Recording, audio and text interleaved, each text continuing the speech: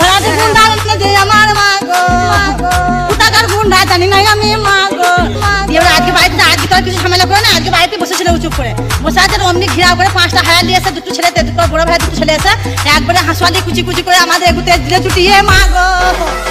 ভাড়াটে গুন্ডা যে আমার মা গো, কোথাকার গুন্ডা জানি না আমি মা গো।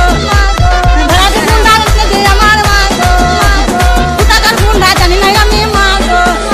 5 জন ছিল আমার মা গো, 5 জন হায়ান ছিল আমার মা গো। সবার হাতে ছিল অস্ত্র মা গো। আমরা আটকাতে গেছি, আমাদেরকে ছুটি ছুটি আমরা বাইরে বার করে দিল আমার মা গো। ভাড়াটে গুন্ডা যে আমার মা গো, কোথাকার গুন্ডা জানি না আমি মা গো।